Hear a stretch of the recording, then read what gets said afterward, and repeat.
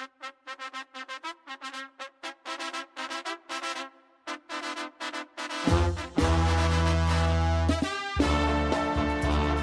broke my back. What do you mean by that? You My back is broken. What, a vertebrae or what portion? Spinal. I wish I was 50 years younger and I'd kick your ass. A big shout out to everybody in Riverside. And as a kid, I always wanted to meet Don King. But now I think Don King's a fucking asshole. He's a racist. No. We're not going down that road. None bigger than this. Maybe the biggest upset of this decade.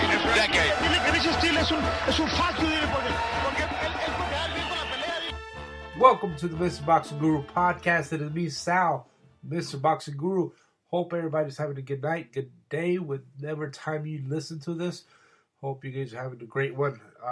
It's been a while since I did a podcast. I'm doing these not as frequent as I used to. I try to do them every week, then, every 2 weeks, 3 weeks. Yeah, it's a mess, but it's all good. I'll try to get, I know I say it every week, but I'll try to make these as soon as, I'll try to pump these out more. I know throughout the pandemic, my thing was there's nothing much to talk about. But the fact of the matter is that boxing is back on. It looks like we're getting a lot of good fights. It looks like we are getting fights, and we are also getting a lot of shit to talk about. So let's get right to it. Let's make this one short and sweet and get it going. First things first, Canelo Alvarez. Canelo, Saúl, Cinnamon, La Jicama con Chile. He leaves Golden Boy Promotions for good, or at least for his good, after extensive negotiations, I will assume, or just overall not Canelo trying to be happy. He finally decided to part ways. I'm not sure exactly what he did, whether he bought off his contract or what happened, but he's gone. He's no longer the cash cow for Golden Boy.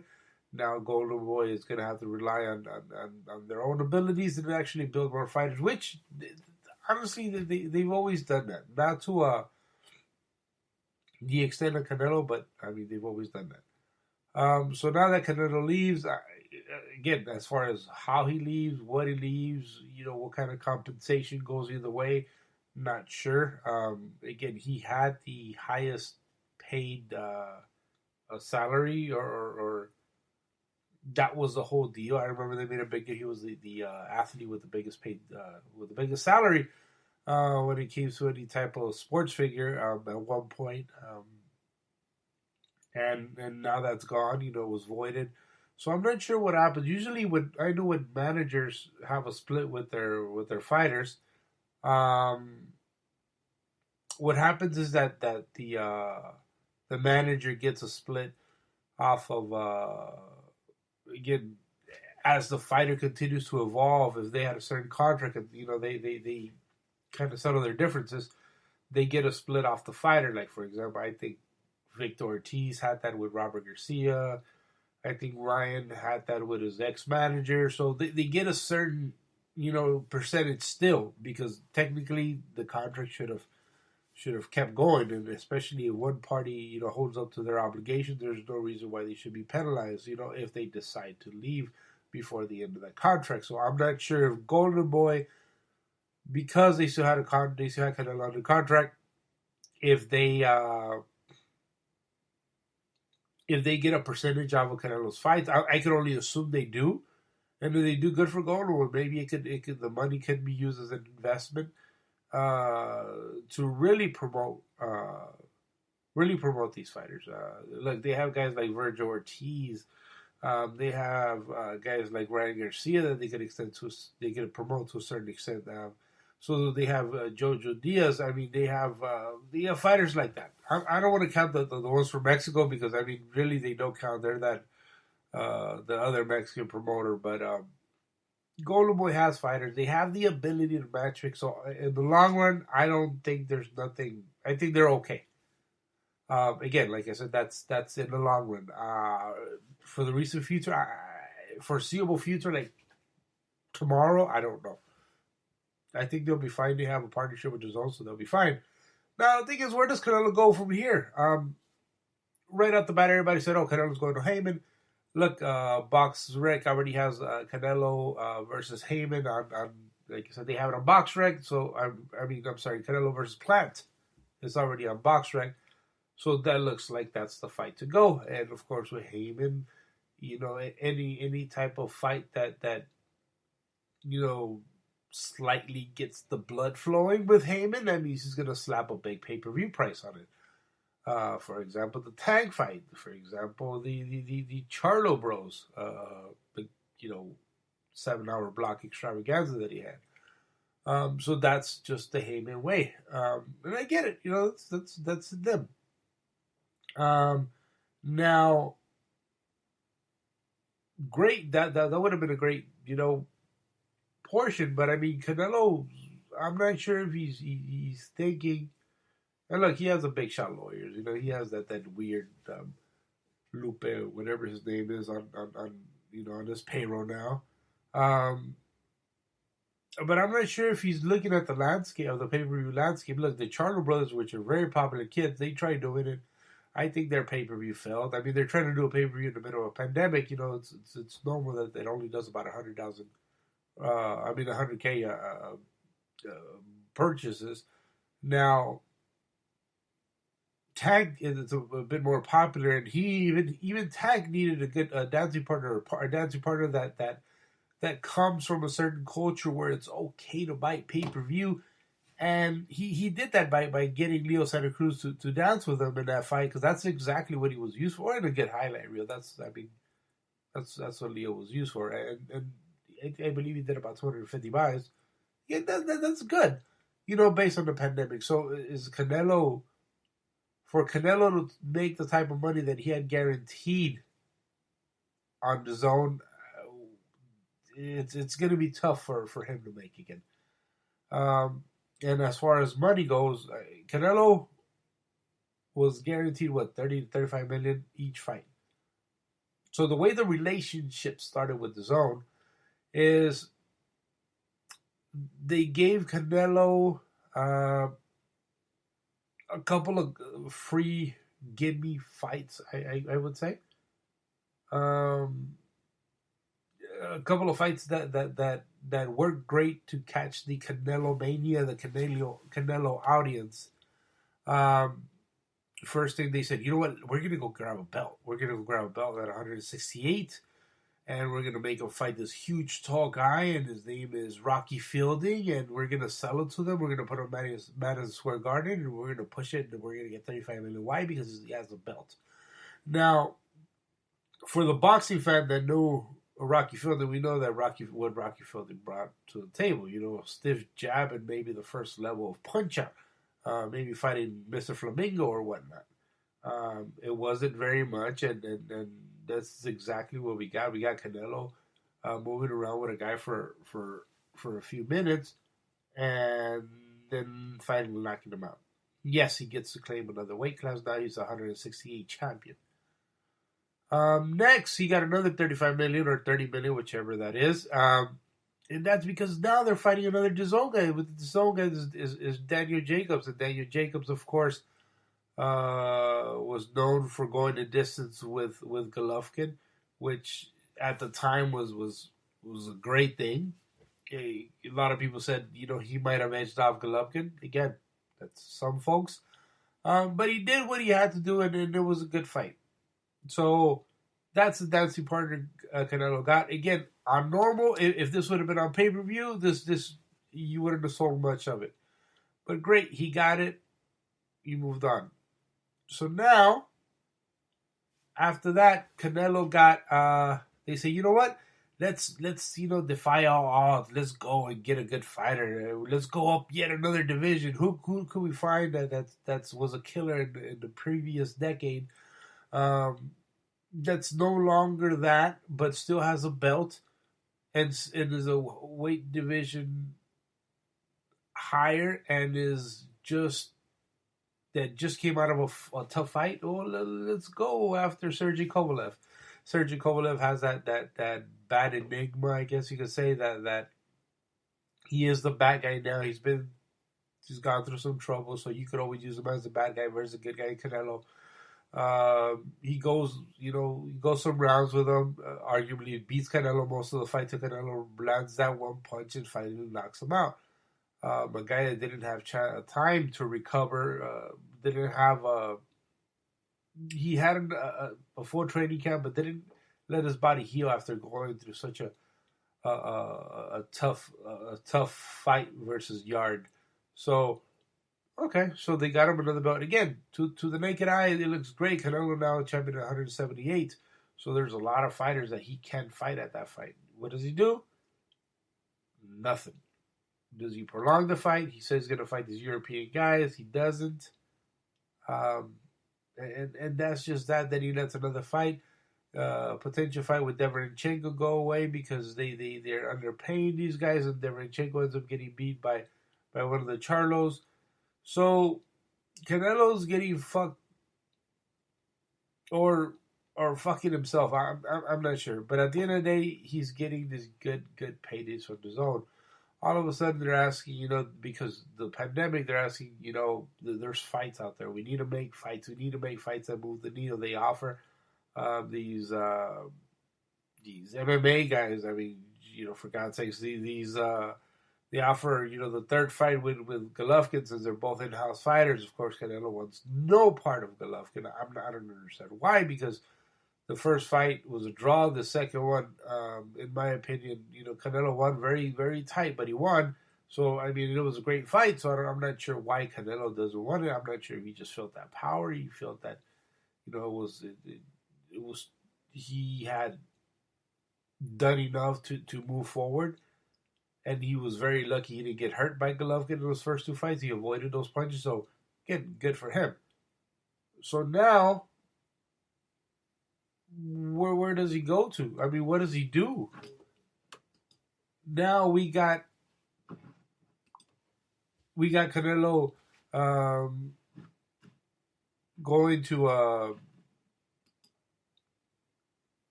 what PBC, or at least that's what it looks like. He might go to PBC.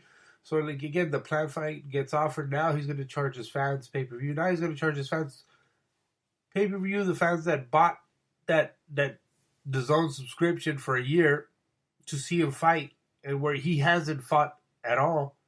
So now those fans are fucked because Canelo never fought. Now he gets to go to PBC and during the middle of a pandemic and try to sell that as pay-per-view.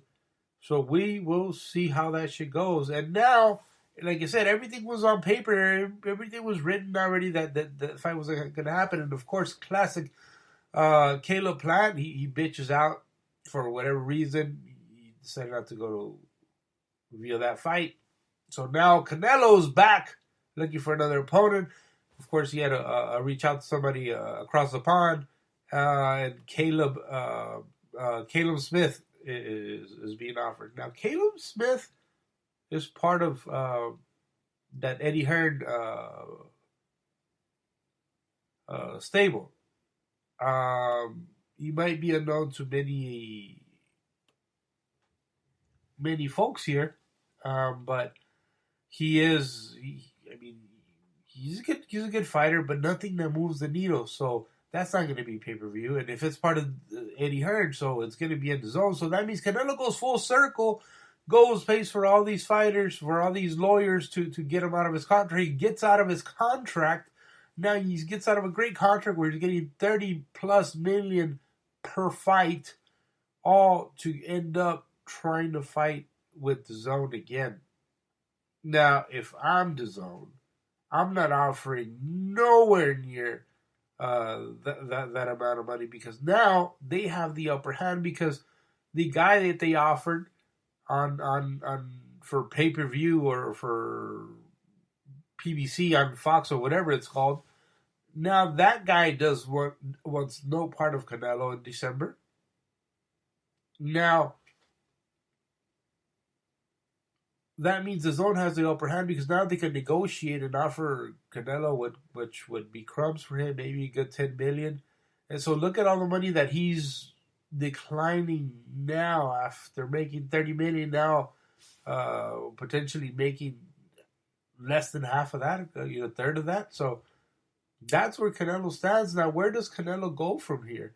Because if he's going to be a free agent, we saw another fighter, a Mexican fighter, do that, which was Mikey Garcia, where he picked and chose his fights. You know, one moment he was fighting at a PBC, and one moment he was fighting at the Zone. So is that what he wants to do? Try to get the best out of himself and try to make the best matches for himself. I just don't think that the money is there for pay-per-view right now.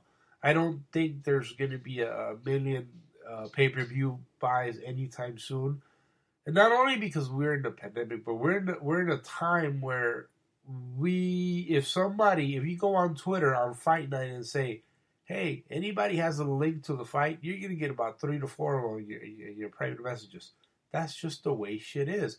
People are not gonna pay top dollar, not right now. Not when you're not making that extra revenue. Not when the fucking country's in a fucking shithole. So that's what Canelo's thinking. He's just going to come in here and get this money and leave. It's just not going to happen that way. So best of luck to Canelo. I really hope he's good. I think Golden Boy's going to do good. I think Golden Boy's going to go back to really getting the best out of each one of his fighters. Each and every one of their fighters. Now, Golden Boy had the ability to making a good fight out of nothing. Now I think it's going to be their time to shine. I think personally that they relied on Canelo a bit too much. So now it's time to really get your hands dirty, promote these fights. Golden Boy has a great platform. I mean, what better voice than Oscar De La Hoya to promote your fighters, to promote his fighters. And now we're really going to get something going. So I think the best is yet to come for Golden Boy. And like I always tell folks, look, I mentioned it that first day when Canelo left. I'm like, okay, so he left, so what? Oscar, Floyd, Cotto, Pacquiao, you got all these fighters that have left. Again, just an example, Top Rank. And Top Rank is doing just fine. Top Rank is doing just fine on their own. They've been able to survive. They've been able to have a good farm system and make new fighters, and that's what I think Golden Boy is going to have to do. They're going to have to start a good farm system. They're going to have to keep their eyes open. They're going to have to just get good fighters. It shouldn't be that difficult, especially right now. Just a matter of putting their going to these local venues, keeping their eyes out and looking at these up and coming amateurs, and Golden Boy would be just fine. Speaking of the Canelo and Canelo stable, Ryan Garcia's fights gets canceled due to Campbell failed COVID test. Fucking COVID strikes again. Do I feel bad for Ryan? Man, fuck Ryan. Do I feel bad for Campbell? Of course, but I wish him. COVID is no joke. I've said it once and I said it again. Look, man, I'm a big guy, man. I'm scared of fucking COVID. COVID. I catch COVID, I'm fucked. But I feel bad for the undercard fighters, but not for Ryan. I mean, Ryan will be okay. Hopefully, it does get moved around, gets pushed forward. I don't think they look into other opponents. I think Campbell is the guy to beat right now, and a guy that Ryan should beat. But it's a matter of doing the just moving the fight a bit forward. I believe they had said that Campbell was like in his second week already, 10th day of isolation or whatnot. So I mean, we got a couple of more days, and he'll be able to pass the COVID test and resume his training. So we should be good. Let's see what else we got. I mean, we had, like I said, I haven't done a podcast in a while, so we have a bunch of weird news, and of course, most of them I'm not even going to talk about them. One that kind of tripped me out, and I thought was weird because the mind works in mysterious ways, and just Deontay Wilder news that I heard that he was blaming pretty much everybody but himself for the Fury loss. One of the things was he's saying that Fury had egg weights in his gloves. Now, if you guys don't know what egg weights are, they're like a egg-shaped weight, exactly what they sound like, but they're really, really heavy. I mean, heavy for the size. They're like 2-3 pounds. A lot of boxers use it to shadow box. So what he is saying is that somehow in front of the commission, in the dressing room where all the Showtime or Fox cameras, or ESPN cameras were there,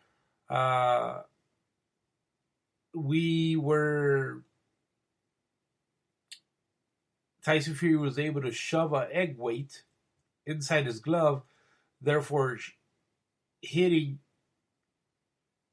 Wilder on the top of his head repeatedly and even denting his head with that instead of his punches. But he was doing that in front of all these cameras, in front of all these people, in front of his own team, because there has to be someone in Wilder's team supervising the glove wrapping and whatnot throughout the night until they fight. So he did that. Then he said something about he blamed his trainer for drugging him. He pretty much blamed half of Wakanda residents for building him a heavy ass suit. I mean, he blamed everybody but himself. But again, I don't want to kick a man when he's down, but you got to think about this shit, man. There's a lot of folks out there that overly fluff up a Wilder. Wilder, if for a lot of us that seen him come up, and I remember when Wilder was at first being promoted by Golden Boy, we saw him come up. We saw his vulnerabilities. We saw that he wasn't. He was strong, but there was something. There was something that was missing from him. We saw the matches, how soft they were matching him because they would always see him get hurt. Now he was built into this monster, this power puncher, which he is. He is a hell of a puncher, but they've always taken care of Wilder because his chin has been very suspect. And again, understandably, because it is the heavyweight division. When it comes to the heavyweight division, things like that can happen. One punch can change everything. But I guess what I'm trying to say is that he kind of believed the hype.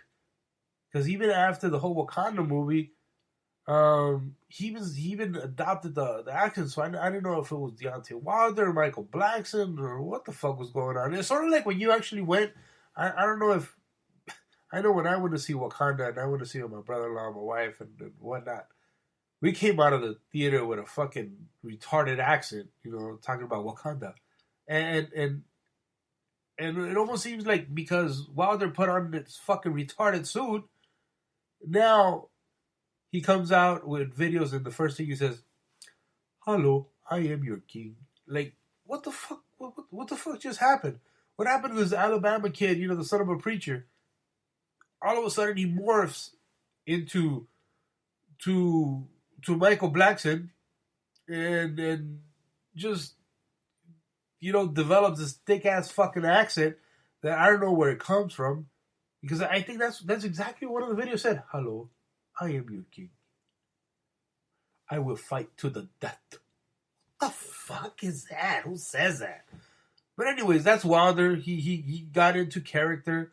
Not sure if he's just doing it for the likes, the videos, but it's scary because he has a cult following that whatever he says, he's gonna do.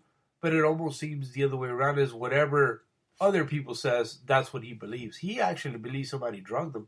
He actually believes that suit was 700 pounds. He actually believes he had egg weights in his hand because for some reason, the slappy punches from Tyson Fury just couldn't affect a guy that had, glass in his chin.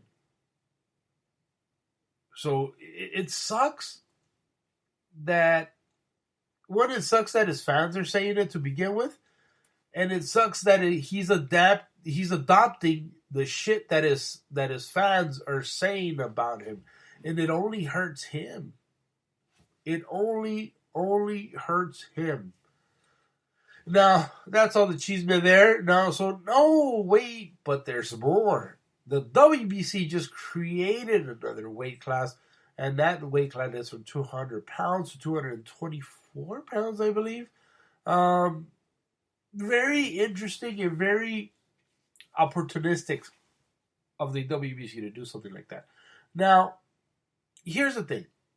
if you're a fighter and you make 200 pounds, now you're free to fight, at whatever weight you want, or you get to fight somebody that's 280 pounds, 300 pounds, whatever the case may be. It's crazy, but it's the beautiful thing about the heavyweight division, especially, for example, when you see a guy like Andy Ruiz, and then you see a guy like Anthony Joshua, and they're both fighting in the same ring, and they're both, their body types cannot be as different from one another. It's just completely different opposite.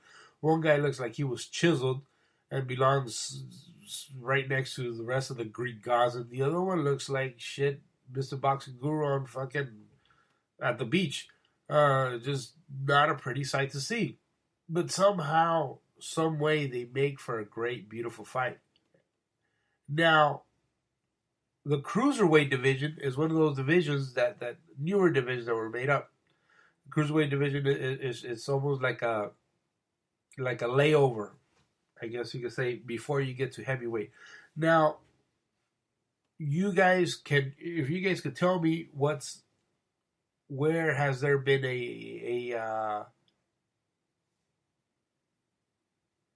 a famous heavyweight or cruiserweight that you guys remember, and I don't know about you guys, but I think I can only remember two, and that's in modern history, Usyk, and then there's Evander Holyfield. That's it. And guess what? They both ended up at heavyweight. So they both ended up at heavyweight because heavyweight is the division you would want to be if you're a big guy, tall guy, 6 foot tall. You put on some muscle and you fucking go to heavyweight. Heavyweight is that cruiserweight. Look at cruiserweight. Because cruiserweight, all you have to do is make 200. The next day you could be 210, 220, whatever the fuck you want. But nobody really wants to be at cruiserweight because nobody cares about cruiserweight. So what makes the disgusting WBC think that they should put on another weight class for a sanctioning fee? Are you really going to sell yourself out for a sanctioning fee? I really hope that other sanctioning bodies do not adopt this type of bullshit. I really hope they don't, because it'll be I don't know, it's just horrible. There's no reason for it. There's no money in it but themselves. All they're going to do is just collect another couple of percentage from these fighters, and from what I'm seeing, the only people that'll probably be within that category is probably going to be Usyk and Wilder, because Wilder's skinny ass could be at that division. Other than that, let's move on to this week's fights, because this week we have some good fights that you guys might not even know that we have here. One of the fights is Crawford versus Kell Brook, and I don't know about you guys, but I have seen little or no promotion of this fight. I saw that today was like their last press conference or whatnot before the weigh-in. Of course, weigh-in is this Friday.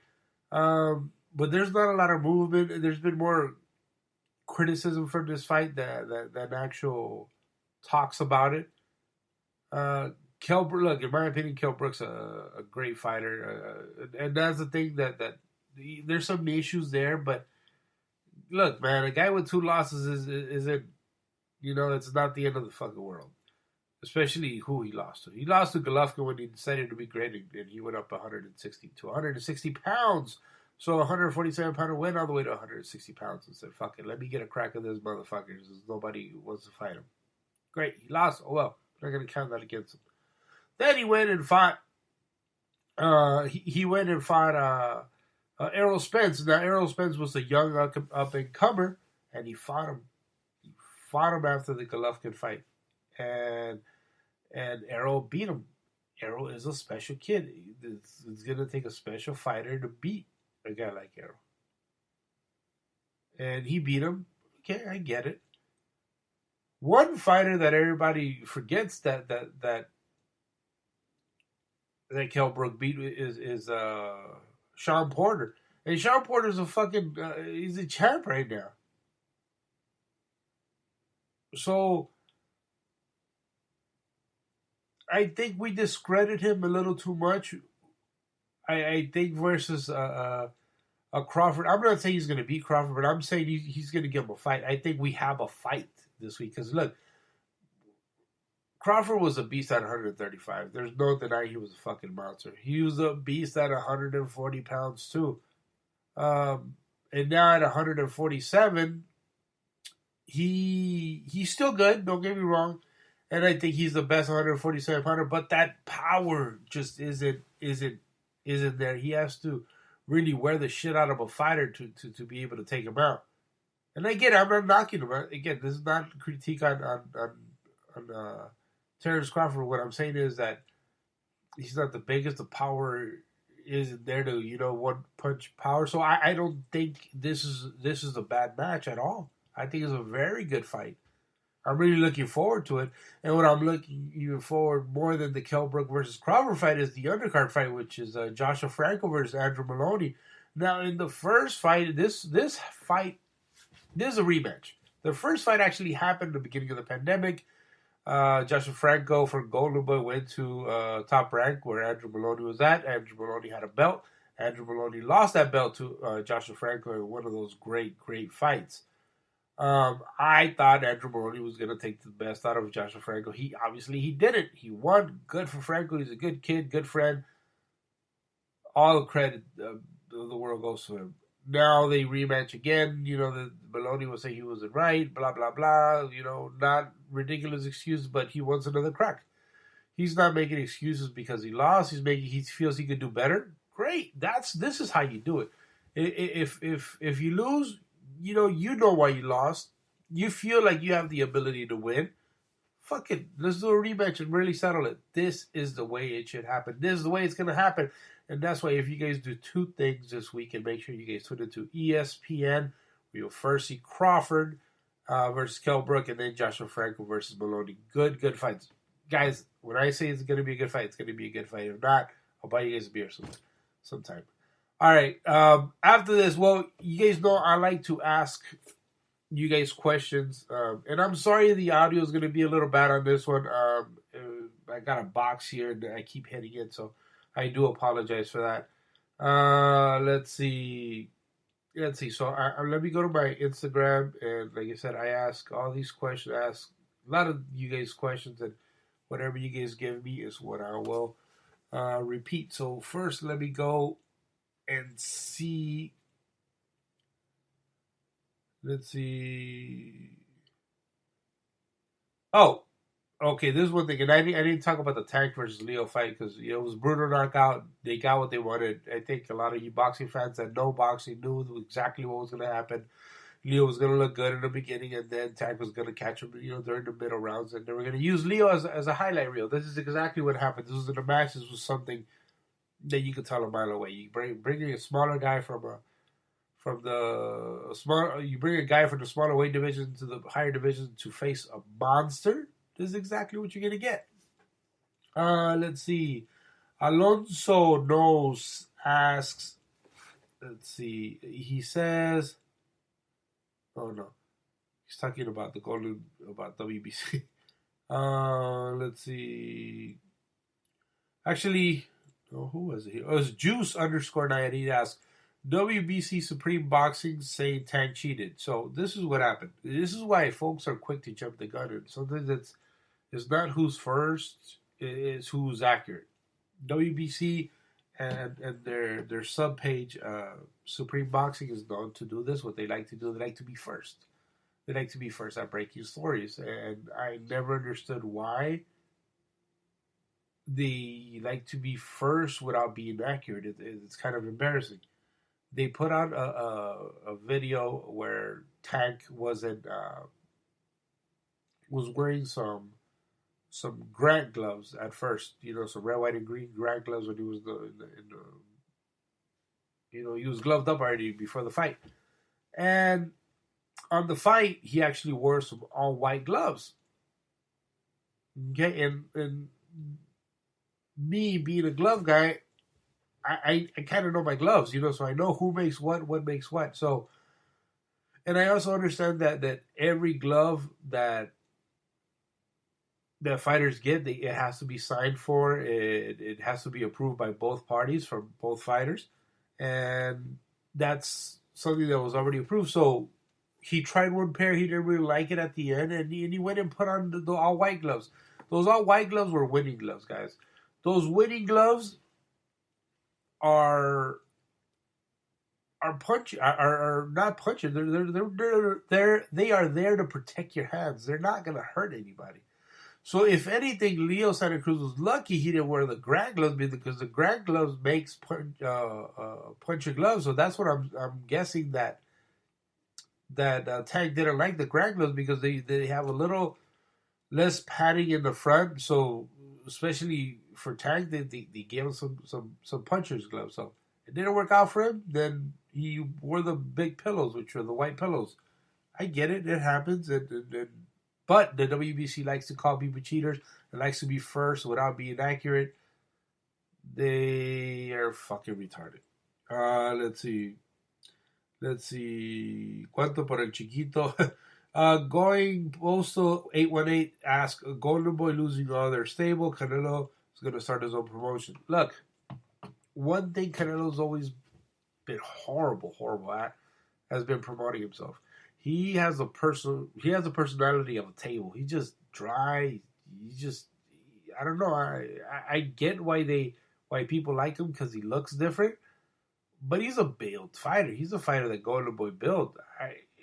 Canelo had a certain amount of fights in Mexico, but it's not until he was brought to the U.S. where he started fighting names, where they started building him and moving him up accordingly. So Canelo promoting it. Canelo can't promote himself. So I don't see them doing anything like I mentioned earlier. I don't think Golden Boy is gonna be okay. Let's see. What else you guys got? Danny Z asking, shout out to Danny Z, has a great podcast as well. He says, why does Eddie Reynoso wear extra slim fit clothes? Eddie Reynoso is a new era of Mexico where they're maybe, I don't want to say feminine. I'm just, it's okay for them to wear skin tight shit, and maybe he feels that he's thick, THICC.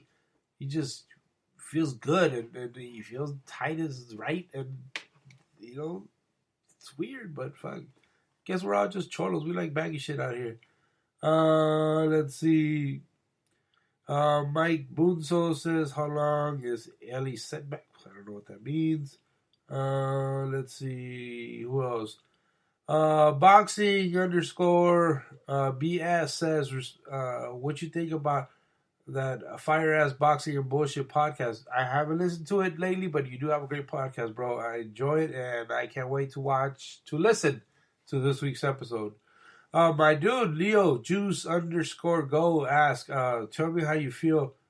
Tell me how you really feel about this new weight class. You know how I feel. It's horrible. It's bad for boxing, and it's 0 to no interest in it. Let's see. Ra 0311 asks, should Ryan Garcia fight Linares? No. It's too late. It's too soon to switch it up, and knowing Ryan, he'll probably cry and cancel the fight. Let's see. Sergelonium asks, do you think more boxers will reject belts in order to keep more money? Look, it's an interesting question. In the perfect world, yes. Every boxer will say, fuck you to all the sanctioning bodies and just do them. Unfortunately, there's a handful of fighters that maybe can't. Floyd can't, Canelo can't. Other than that's it, because they all depend on these belts. And the reason why I'm saying this is because you're smart enough, Sergio or Sergey, to know that you could name your top guy. You don't need a belt. But when they're selling these fights to the TV executives or to the zones or the showtimes of the world, anytime it has a championship next to it, it increases the zeros on the back of that check. So it's not. It's and that's why they're willing to pay for it. Again, that who the champs are. these executives don't, and that's the big problem. Pancho the chef asks, who do you think? No, who do you got when they finally fight, Crawford or Spence? I got Spence, compa. Look, it's if they ever fight, and you got to do it by fight. So you don't know because you don't like. For example,